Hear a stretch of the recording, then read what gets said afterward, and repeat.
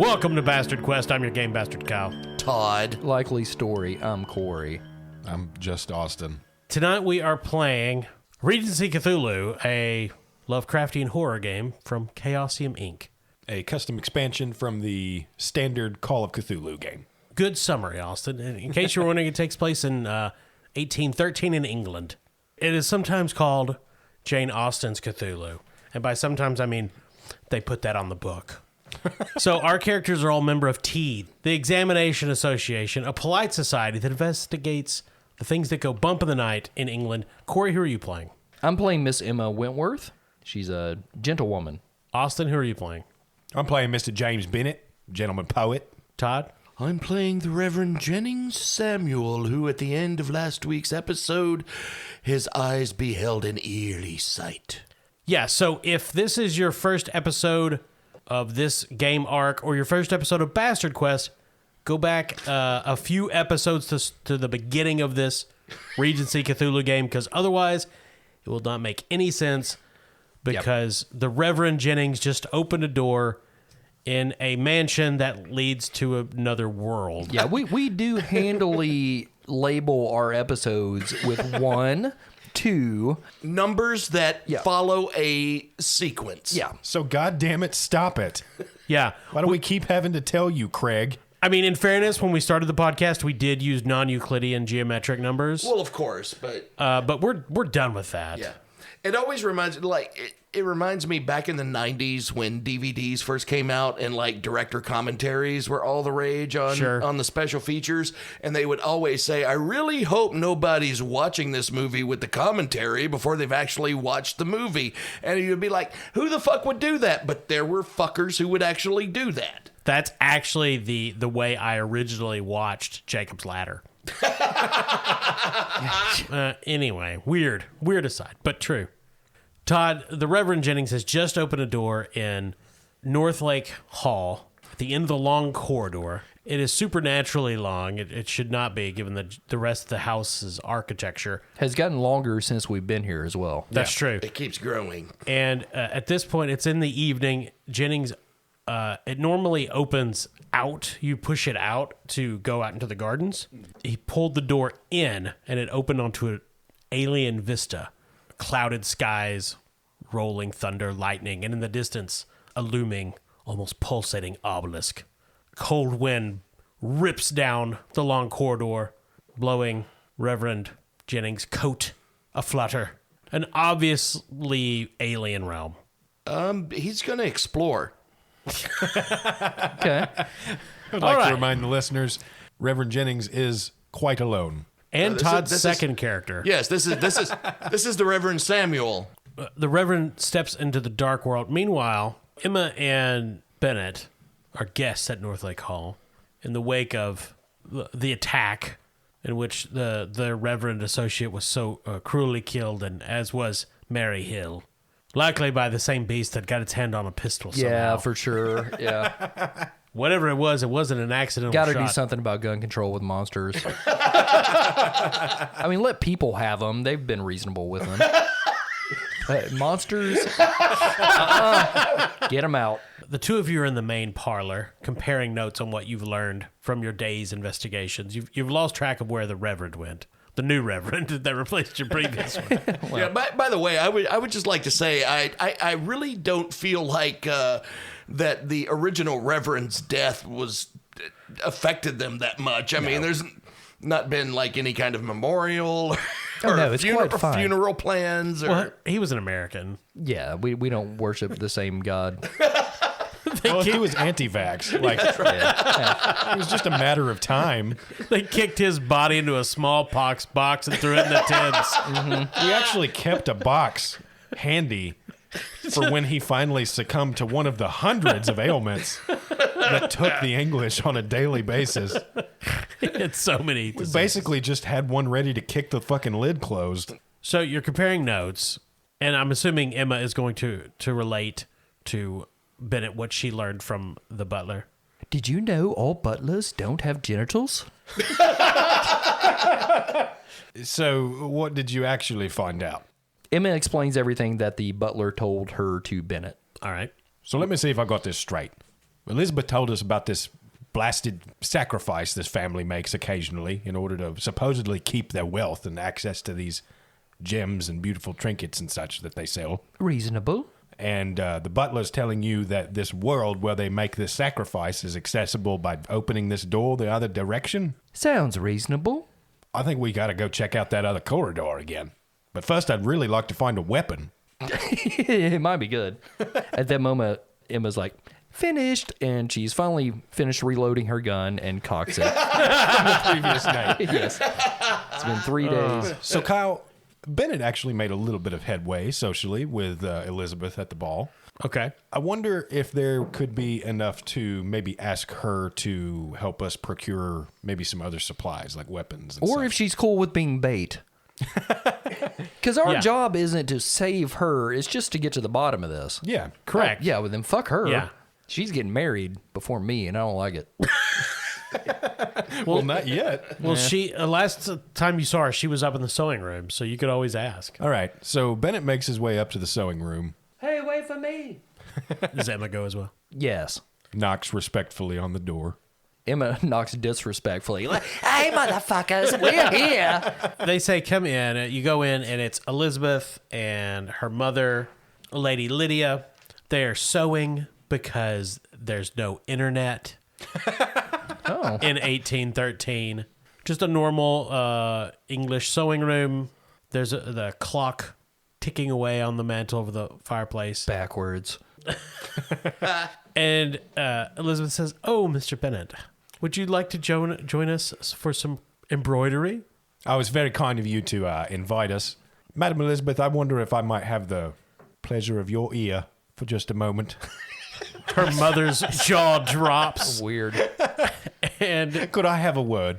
oh, sure. That's like the unsolicited dick pic in the DMs of the Regency period.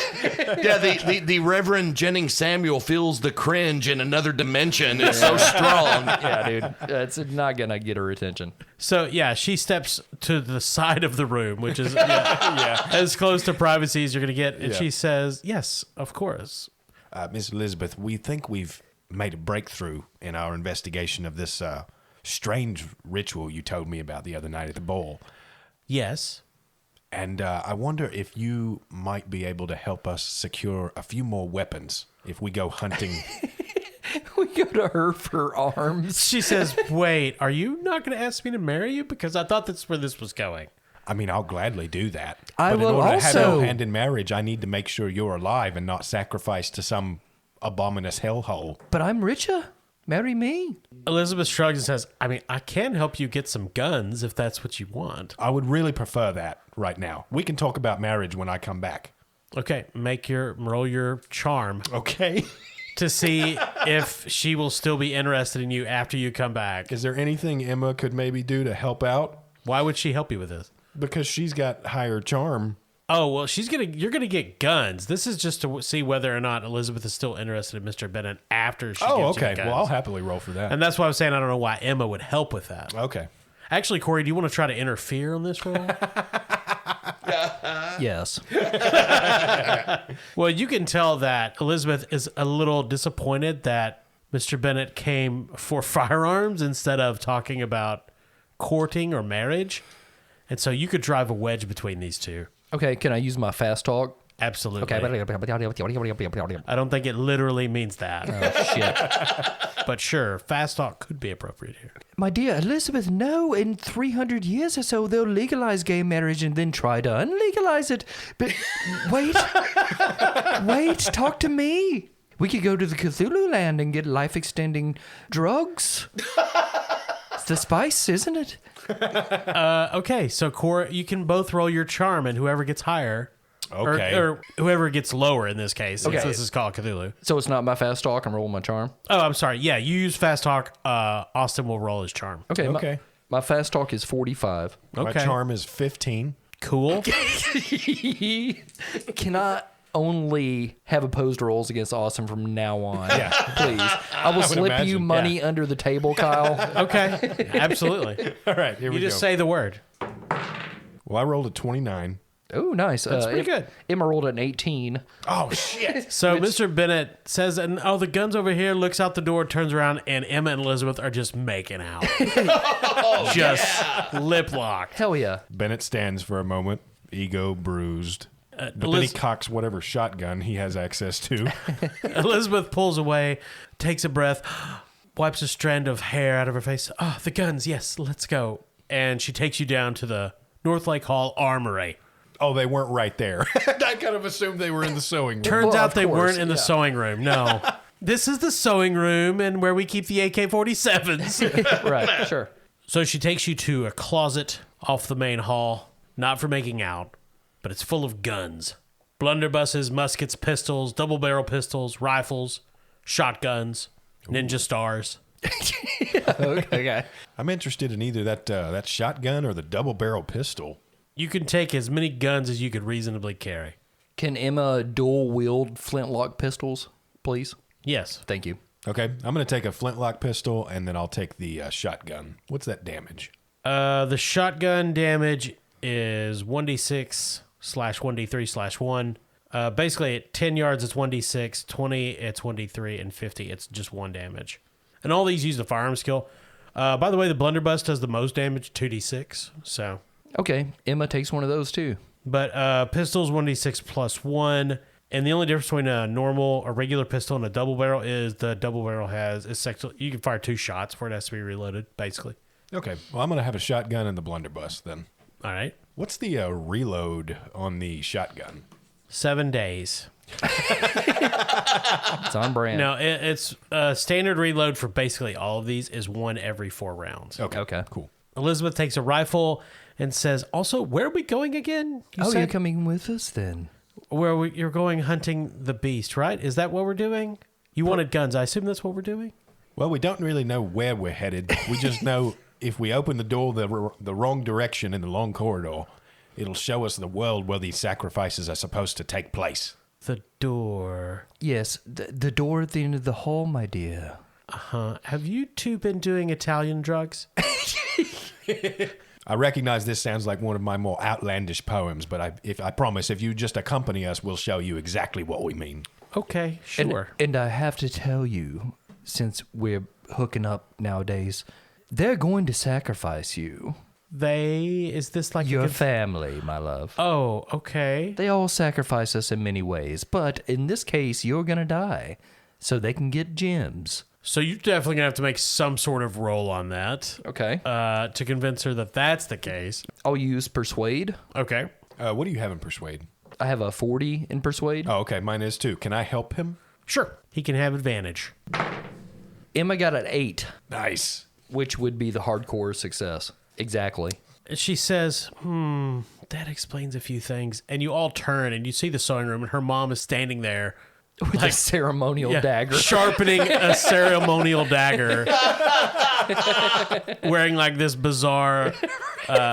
She looks down at the garment she's been sewing, and it has like a X marks the spot. Yeah, she's wearing this bizarre Harlequin The death stabbing mask. gown, that's what they've been up there making. Yeah. Okay. Jesus, because suddenly we're in a fucking movie directed by Uwe Boll. Yeah. Well, Yeah, and Elizabeth says, that explains why she always called my new dress the stabbing gown. yes, and I heard them call your birthday Die Day a couple times, which was a bit concerning. It's on the nose, right? Yeah, it's a bit kind of... I would have came up with something much better. You know me. So you Not have really. you have convinced Elizabeth Yes. that she is in danger from her family. And I'll tell you one thing. When we get back from this... And I do want to say we're definitely going to play this like their sexuality is not an issue, and because we're playing in a fantasy world where things are not as bad as the real world. Yeah. So their gender has no bearing on their betrothal or whatever happens. Yeah. Yeah, you could absolutely marry a woman in this era of England in our world, and it'd be Regency Cthulhu, a reasonable world. Yeah. fine. Yeah. Please. I mean, Lovecraftian horrors aside. Sure. But I'll tell you one thing. When we get back from this, you can bungo my tuk-tuk all night long. Which actually does sound pretty dirty. Yeah, when you it think about really does. Just as long as you Martin my Scorsese. Ooh, okay. Narrator, they're both going to die. Wah, wah. Okay, so are you guys going down the long corridor? All right, to the long corridor. Pip, pip. So meanwhile, in the dark realm where Reverend Jennings inadvisably went alone, Todd. So the Reverend is making his way over broken piles of black stone. The sky is dark, cold wind tossing his clothes. You can hear animal screeches in the distance, similar to what was heard in the woods the night of the attack, which killed the previous Reverend that you came to replace. And, of course, in the distance, the obelisk rising, the only unnatural structure, and by that I mean the only manufactured structure in the environment that you can see. And how far into the dark realm is the Reverend going? I mean, he's just going for a stroll. Okay. He's fascinated. So he makes his way to the obelisk, gets close enough to see that across its surface are hundreds of crude carvings depicting monsters and humanoid beings of strange features. All of them appear to be in some sort of agony. Unsurprising as they are being consumed by various other monsters and gods. Make a sanity roll. This is straight up the Hellraiser thing. Yeah. With the faces and stuff. Yeah. His sanity is 60. He rolled an 82. Okay, so roll 1d4. That's a 1. You lose 1 sanity. But at the foot of the obelisk, you only saw this after you came over a low hill. You can see a black stone altar. Various runes, faded with unspeakable age, surround its edges. Unreadable and too worn to make any form of accurate translation, which, all things considered, is probably for the best. But you can definitely see numbers and letters that you recognize carved into the top of the altar. You study them. Each of them has a date about a century apart. There's initials and a year, JN 1413, WN 1513, BN 1613. Oh, this must be the members of the family that were sacrificed over the ages. Yeah, and finally AN 1713. There is not one for 1813. But I bet it starts with E. You can make a spot hidden roll as well.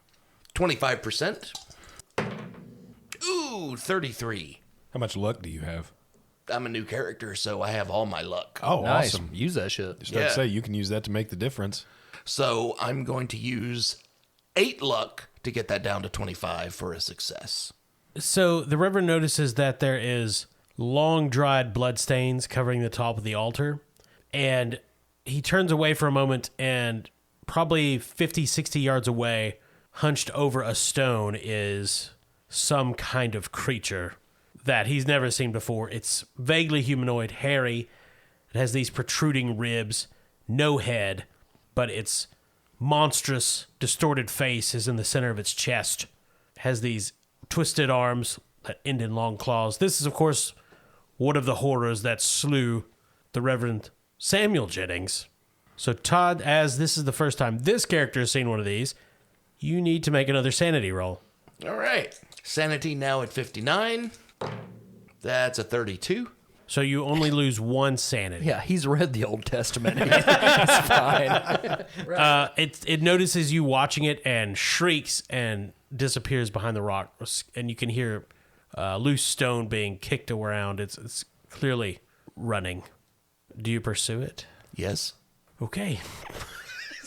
Look on Kyle's face. So you, let's see. Do you have any tracking skills or anything of that nature? Yes, I have tracking. It's 10%. Okay. All right. Daniel Boone over there.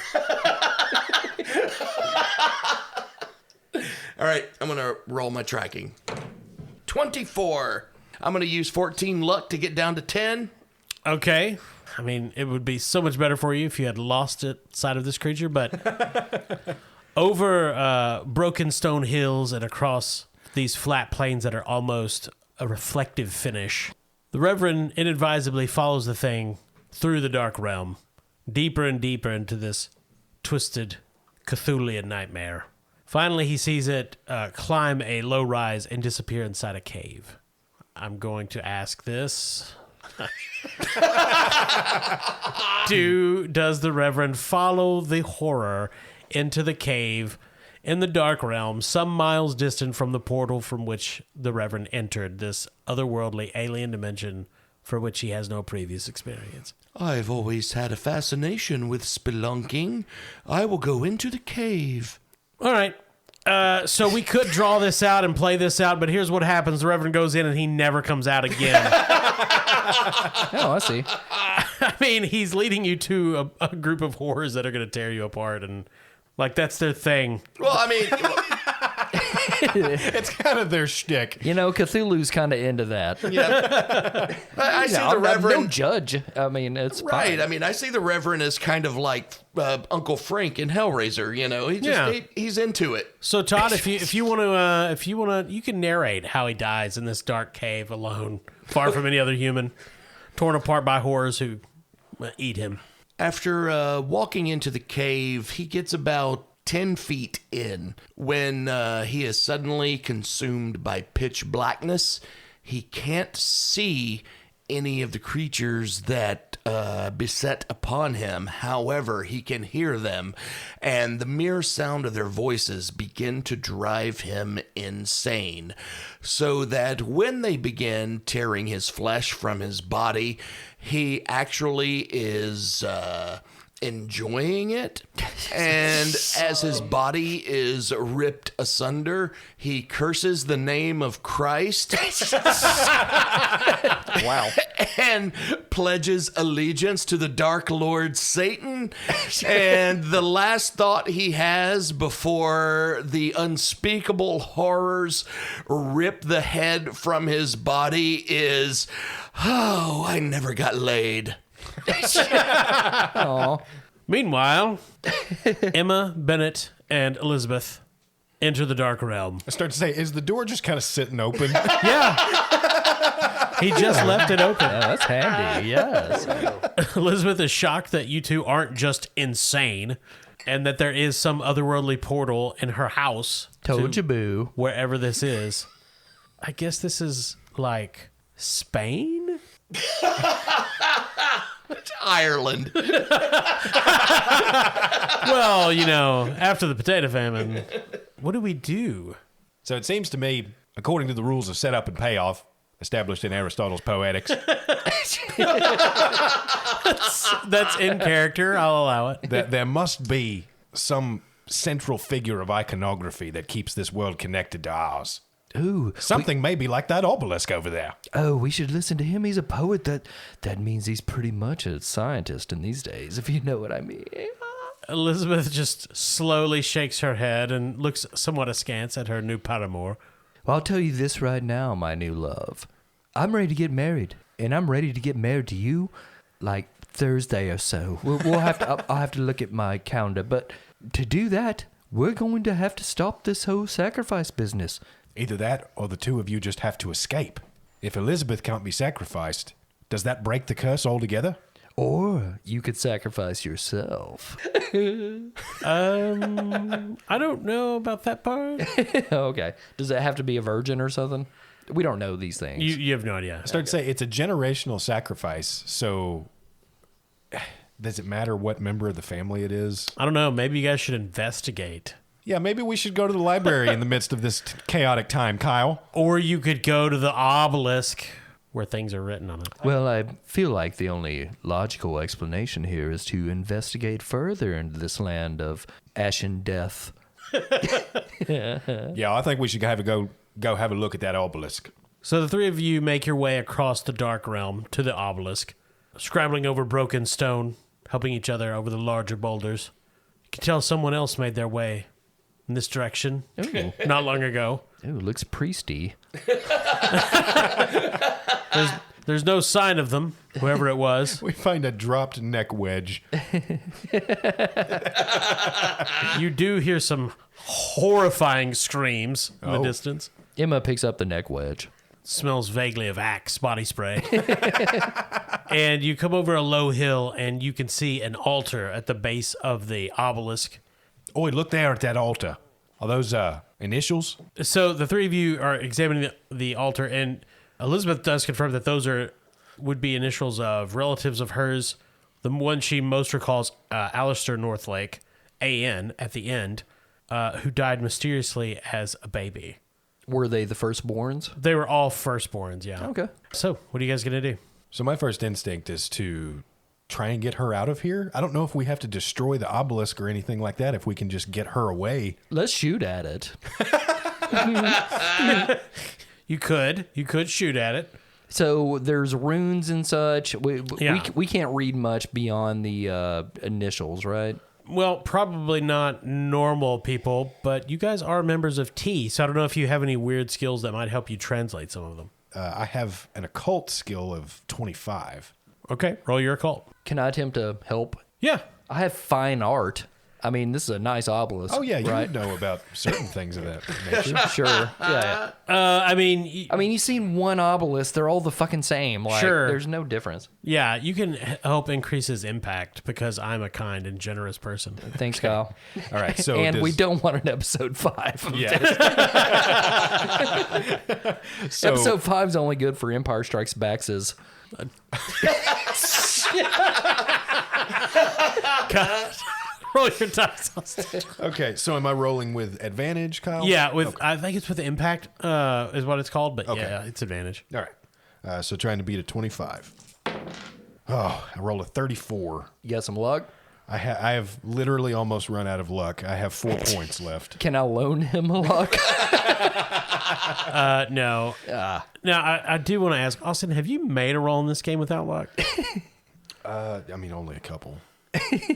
So the two of you examine the obelisk, mark down some of the more obvious sigils. Oh, you can see his very obelisky. Yeah. Compare those to what you know of the occult and some of the documents provided you by T. You're both going to need to make sanity rolls because Austin failed his roll. Okay. So our sanity is still the same, like from the previous monster attack? Did you lose sanity in that attack? Yeah, I did. Oh, then it's down. Okay. Once you lose sanity, it's gone. Okay. I have 53 insanity. All right, I've got 49. Ooh, Emma got an 86. I rolled a 51. Both of you roll a d8. Emma rolled a 6. I rolled a 4. Well, then Emma loses 6 sanity and Mr. Bennett loses 4, but studying it for a while, much longer than Elizabeth is comfortable with, she's urging the two of you to head back. Okay, damn, girl.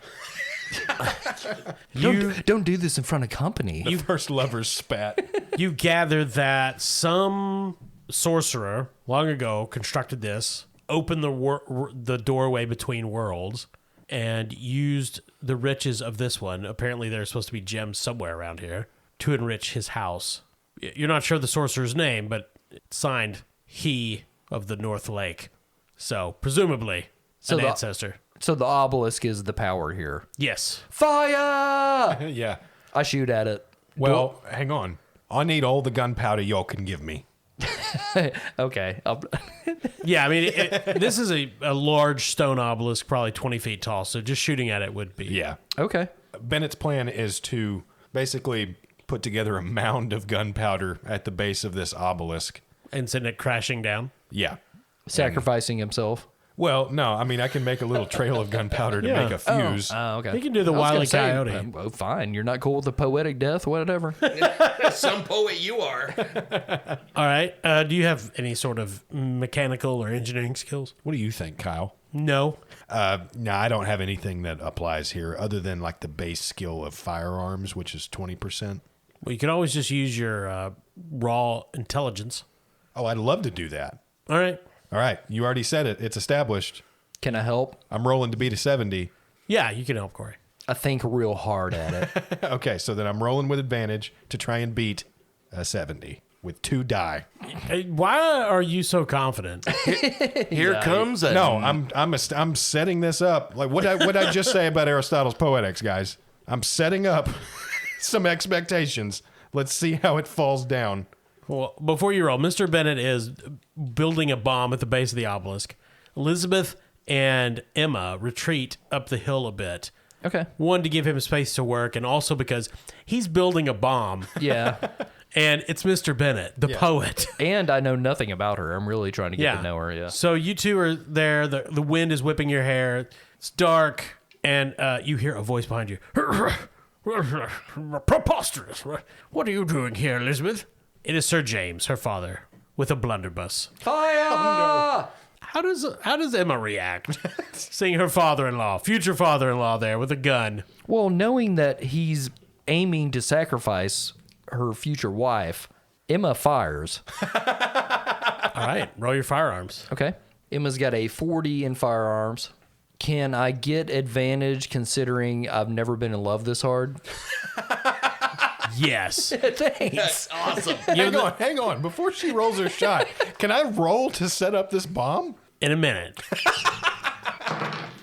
Oh, God. She got a 65, even rolling with advantage, but I've been sitting on some luck. I've still got 40 luck, so I'm using 25 to get that down to my 40. Well, the shot pierces Sir James right through the heart. Oh! He drops the blunderbuss, stumbles backwards and falls. Elizabeth shouts, "Father!" and runs to his side. Emma approaches as well, other pistol cocked. He says, "I found the door open. Why did you shoot me?" Because you're trying to kill my future wife. The hell are you talking about? You want to sacrifice her so you can get all the gems. What?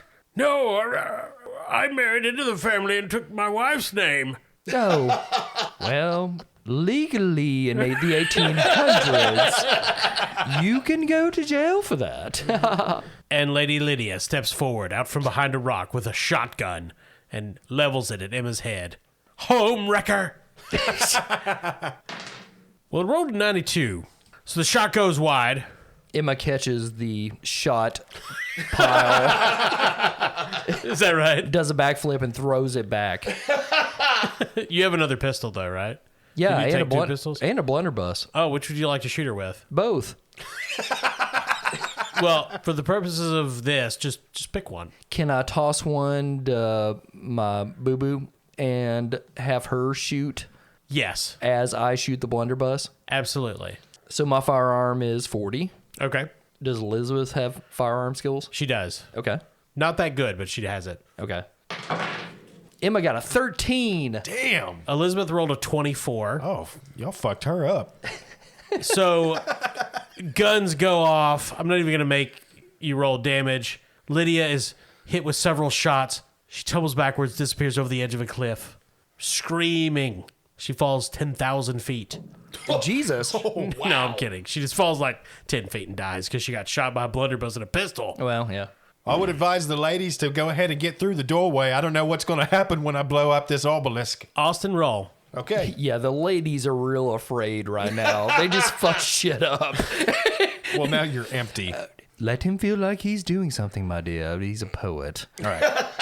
So just to remind the audience, trying to beat a 70, and I'm rolling 2 percentile die. Are you fucking kidding me? I rolled a 70 Oh, yeah? on both percentile die. You know, I just... But I rolled a 0 on the single digit die. Oh, Wow. okay. I rolled exactly a 70. You know, Wow. day in and day out of doing this podcast, like, at first it was just kind of funny that Austin was bad at this. Nowadays, like, I want to draw you. It's starting to worry me. It's beautiful. I mean, saying he's bad at it is right. Austin he's a fine role player. He might be cursed. There's something wrong with that. Start rolling lefty or something. Yeah, I know. Did you have any ancestors that just infuriated an Egyptian god? Your wife's pregnant. Sacrifice that firstborn. Roll better. So Elizabeth says something to Emma along the lines of, "Do you think he knows what he's doing?" And they just see Bennett booking it past them straight to it. She says, perhaps we should, and they both grab I their... believe the proper English term is to hold thine ass. And they pick up their skirts and hightail it. There's a piercingly bright explosion behind them. You hear something that sounds like an organic scream as the stone from the obelisk cracks and splinters. And it begins to fall, and you can see the doorway in the distance flickering. So everybody, if you want to make it to the other side, you need to make a dex roll. Oh, excellent. Emma has a 70 in dexterity. Okay. Bennett has a 50 in dex. Emma rolled a 40. Bennett rolled a 41. So the three of you pile through the door into the long corridor. Just as it flickers off, Bennett and kicks the door disappears. shut. Bennett loses a foot as it flickers off. You all catch your breath. The Lord and Lady Northlake are somewhere on the other side of that other portal, alive or dead. You're not sure. But for now, Elizabeth, Emma, and Mr. Bennett are safe, although they're still in England in 1813. So, you know. Oh, yeah, the polio is going to get us. Is that a thing back then? Yeah. It's a push. And that concludes the long corridor. We assume Emma and Elizabeth go off and get married and carry on the Northlake name, or maybe they fall out after a lover spat in Paris. Oh, no. Oh, no, they moved to the exotic land of Scotland. Ladies, I'd be remiss if I didn't ask. As a poet, may I be allowed to preside over your wedding? Absolutely not. We will find someone much richer than you. So that concludes the long corridor. That's the end of our Regency Cthulhu excursion. Okay, thanks. Pretty great wrap up. Yeah, what'd you guys think? I didn't like it. No? No, it's stupid. Made no sense.